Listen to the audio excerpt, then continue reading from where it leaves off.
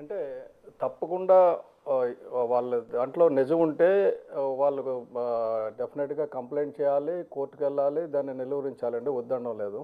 ఎందుకంటే తప్పు ఎవరు చేసినా తప్పే. అది మంత్రి చేసినా, మంత్రి గారు వియ్యంకుడు చేసినా, బంధువు చేసినా తప్పే. ఆ విషయంలో పవన్ కళ్యాణ్ గారు గానీ రాకపోతే ఇప్పుడు పరిస్థితుల్లో చంద్రబాబు నాయుడు గారు గానీ చాలా క్లియర్‌గానే ఉన్నారు. ఎందుకంటే ఇప్పటి ప్రభుత్వం, కూటమి ప్రభుత్వం చాలా చిత్తశుద్ధితో పనిచేద్దామని ఉంది. ముఖ్యంగా నేను జనసేన పార్టీ తరపున అందులో పౌర సరఫరా శాఖ కూడా జనసేన పార్టీలో ఉంది కాబట్టి, ఉప ముఖ్యమంత్రి గారు కూడా జనసేన పార్టీ కాబట్టి చెప్తున్నా. జనసేన పార్టీ మూల సిద్ధాంతాలకు సంబంధించి మోస్ట్ ఇంపార్టెంట్ థింగ్ ఏంటంటే అవినీతిపై రాజీ లేని పోరాటం, పర్యావరణాన్ని పరిరక్షించే అభివృద్ధి ప్రస్థానం. ఈ రెండు చాలా ఇంపార్టెంట్. అలాగే సంస్కృతులను గౌరవించే సాంప్రదాయం, నెక్స్ట్ భాషల గురించి, కులాలు కలిపి ఆలోచన ఇవన్నీ చెప్పిన ముఖ్యంగా అవినీతి వల్ల ఈ రాష్ట్రం దేశం నాశనం అయిపోతుంది. అవినీతి రహిత సమాజం గురించి మనం ఏదైనా చెయ్యాలి అని రాజకీయాల్లోకి వచ్చారండి పవన్ కళ్యాణ్ గారు. వచ్చిన తర్వాత అది పౌర సరఫరా శాఖ మంత్రి మన దాంట్లోనే ఉంది, మనం గుట్టుగా పెట్టుకొని చేద్దామని అనుకోలే ఆయన. కారణం ఏంటంటే మన వాళ్ళు తప్పు చేయరు. నెంబర్ 1, ఈ సిస్టంలో ఎప్పటి నుంచో తప్పు జరుగుతుంది. ఎందుకంటే ఆ పీడిఎస్ ఇదివరకు రేషన్ డిపోలు ఉండి ఒకరిని పట్టుకోవడానికి వీలయ్యేది. అలా కాకుండా ఏకంగా ఒక 9,000 వెహికల్స్ కొనేసి వాహనాల్లోనే బియ్యం పంపించేస్తున్నాం అని చెప్పేసి ఆ బియ్యం ఎక్కడికి వెళ్తుందో, ఎవరి దగ్గరికి వెళ్తుందో కూడా తెలియని పరిస్థితి. ఇదంతా ఏంటంటే అందరికీ తెలిసి జరుగుతున్న అవినీతి ఇది. ఇప్పుడు సమాజంలో కరప్షన్ ఎలాగుందో ఈ పీడిఎస్ బియ్యం ఇవాళ వెళ్ళడం లేదండి. దాదాపు ఒక 15-20 సంవత్సరాల నుంచి గట్టిగా వెళ్తున్నాయి. అయితే లాస్ట్ 5 ఇయర్స్గా ఏమైందంటే పోర్టును కబ్జా చేసి మీరు ఎక్స్పోర్ట్స్ కూడా చూసుకుంటే లాస్ట్ 3 ఇయర్స్లోనే 1,31,00,000 టన్నులు ఎక్స్పోర్ట్ అయింది రైస్. ఇదివరకు ఇప్పుడు అంత భారీ ఎత్తున అవ్వాల. కారణం ఏంటంటే ఒక వ్యవస్థను నిర్మించేశారు. తెలంగాణ బియ్యం కూడా అక్కడి నుంచి ఎక్స్పోర్ట్ అయితే బొలిశెట్టి గారు కరెక్ట్. అది తెలంగాణ కాదండి, ఛత్తీస్గఢ్ నుంచి ఇప్పుడు ఒరిస్సా నుంచి కూడా బియ్యం ఇటు వస్తే బేసిక్ థింగ్ ఏంటంటే కేంద్ర ప్రభుత్వం ఆహార భద్రత అంటే ప్రతి పుట్టిన ప్రతి వాడికి జీవించే హక్కు, జీవనోపాధి పొందే హక్కులాగా ఆహార భద్రత, ఫుడ్ సెక్యూరిటీ అనేది ఒక బిల్ ఉండేది, యాక్ట్ చేశారు. యాక్ట్ తర్వాత ఏంటంటే కంపల్సరీగా మనం బియ్యమే ఇవ్వాలి వాళ్ళకి, డబ్బులు ఇస్తే కుదరదని. యాక్చువల్గా జనసేన పార్టీ సిద్ధాంతాల ప్రకారంగా ఈ మిస్యూజ్ జరుగుతుంది కాబట్టి అసలు మేము అధికారంలోకి వస్తే ఆ లేడీ పేరు ఇక్కడ ఒక ప్రశ్న 3,000 రూపాయలు. ఇక్కడ ఒక ప్రశ్న ఏమన్నంటే మీరు చెప్పింది కరెక్ట్ 100%. ఎందుకంటే జనసేన పార్టీ కానీ లేదు మీ అధినేత కానీ అవినీతి రహితంగా ఉండాలి అనేటువంటిది అనుకున్నారు. దానికోసమే చాలా ప్రయత్నాలు చేశారు. కొన్ని సందర్భాల్లో రాజకీయంగా కూడా కొంత విలువలతో ఉండాలనుకున్నారు. కానీ ఇప్పుడున్నటువంటి ఇందాక మీరు చెప్పారు ఇవాళది కాదు, ఇది 15-20 సంవత్సరాలని.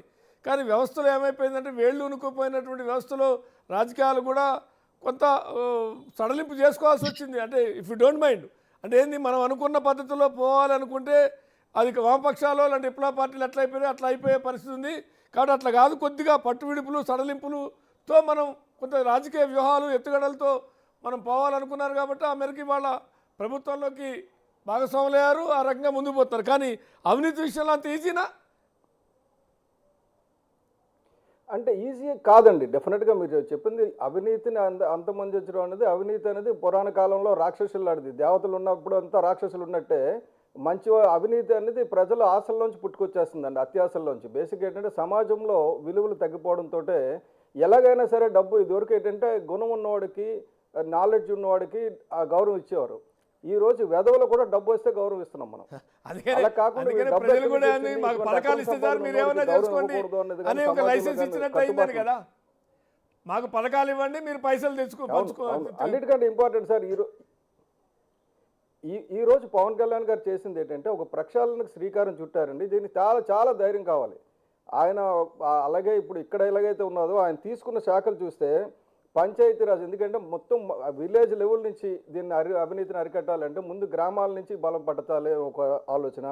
అలాగే అటవీ శాఖ విపరీతమైన అటవీ శాఖ నుంచి అక్రమాలు జరుగుతున్నాయని చెప్పి ఎర్రచందనం కానీ రాకపోతే మిగతా అడవుల నాశనం కానీ జరుగుతుందని, అలాగే పర్యావరణం మనం పరిరక్షించకపోతే మన అనవసరంగా మన ప్రజల డబ్బంతా ఆరోగ్యం గురించి, క్యాన్సర్ గురించి ఖర్చు అయిపోతుందని, ఇలా ఆయన తీసుకున్న శాఖలేమో అధికారంకి సంబంధించిన శాఖలు తీసుకోలేదండి. ఆయన ప్రజల్ని చైతన్యవంతం చేస్తున్నారు. మొన్న కూడా ఆయన వచ్చి చేయడానికి కారణం ఏంటంటే నేను చూశాను బొత్స సత్యబాబు కానీ, అంబటి రాంబాబు కానీ, ఈయన పేరుని నాని కానీ, లేకపోతే కన్నబాబు కానీ వీళ్ళంతా మాట్లాడిన చూస్తే నాకు అసహ్యం వేస్తుంది. ఎందుకంటే ఒక వ్యక్తి నాలుగు వచ్చాడు, నాని కొద్దిగా పాజిటివ్గా మాట్లాడాడు, చేస్తే మంచిదే సంతోషిస్తామని చెప్పినట్టు చెప్పారు. కానీ మిగతా వాళ్ళు మాట్లాడిన దాంట్లో మీదే ప్రభుత్వం పట్టుకోండి అంటే ఫస్ట్ థింగ్ ఏంటంటే సొసైటీ మొత్తం కరప్ట్ అయిపోయినప్పుడు మార్చాలంటే కొరడా దెబ్బలు పడతాయండి. నేను చెప్తున్నాను, ఇవాళ పవన్ కళ్యాణ్ గారు రంగంలో దిగిన తర్వాత వెనక్కి తిరిగేది లేదు.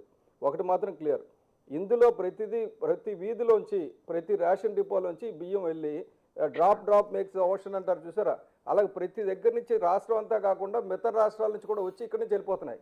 ఇందులో వెళ్ళడానికి కారణం ఏంటంటే ఈ బియ్యం ఎగుమతి అంటే తప్పు కాదండి. బియ్యం ఎగుమతి పర్మిషన్ ఇస్తే ఎక్స్పోర్ట్ చేయొచ్చు. కానీ ఏమవుతుందంటే ఈ పీడిఎస్ రైస్, పబ్లిక్ డిస్ట్రిబ్యూషన్ సిస్టంలో ఇచ్చిన రైస్ని ఈ కొనుగోలు చేసే విధానం చూసారా, వ్యవస్థని కరప్ట్ చేశారు. ఎంత కరప్ట్ చేశారంటే బియ్యం ఇవ్వకపోతే కుదరదని చట్టం చెప్తుంది. కాబట్టి బియ్యం ఇవ్వాలి. బియ్యం ఇచ్చినప్పుడు వీళ్ళు ఆ బియ్యం క్వాలిటీ బాగలేదని అమ్మేస్తున్నారు. అంటే మంచి క్వాలిటీ బియ్యం వాళ్ళ దగ్గర లేదు, ఏదో ఒక బియ్యం కొనేసి ఇస్తున్నారు. సత్యనారాయణ గారు, బియ్యం ఎవరు తింటలేదు, పేదవాళ్ళు కూడా తింటలేదు అని లోకమంతా తెలుసు, రాజకీయ పార్టీలు తెలుసు. నెంబర్ 1. నెంబర్ 2, బయట మార్కెట్లో బియ్యం ధర ఎంత ఉంది? ఒకప్పుడు ఎన్టీఆర్ 2 రూపాయల కిలో బియ్యం అంటే 2 రూపాయలు ఏంది, రూపాయికే ఇస్తామని అన్నారు. ఎన్టీఆర్ 2 రూపాయలు అన్నప్పుడు కనీసం 20 రూపాయలు 25 రూపాయలు కేజీ మార్కెట్లో ఉండొచ్చు. ఇవాళ ఎంత ఉంది? 2 రూపాయలు 3 రూపాయలు 4 రూపాయలు చేయాలి. కానీ రాజకీయ ఓట్ బ్యాంక్ పాలిటిక్స్లో దాన్ని రూపాయికి తీసుకొచ్చారు. పోనీ రూపాయి తీసుకొచ్చారు, ప్రజలు తింటారంటే తినరు. అంతిమంగా ఏంది అంటే దాన్ని పాలిష్ పెట్టాలా, మీరు అన్నట్టు ఎక్స్పోర్ట్ చేయాలా.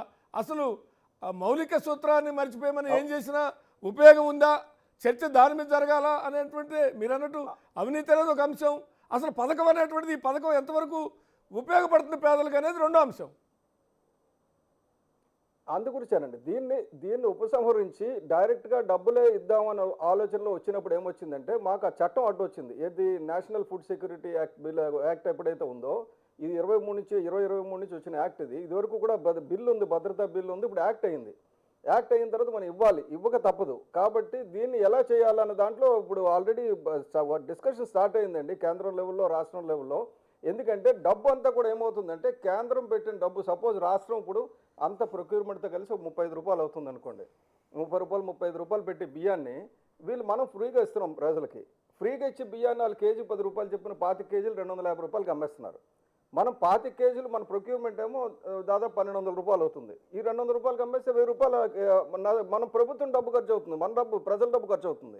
అది ఎక్స్పోర్టర్కి ఫ్రీగా దొరుకుతుంది.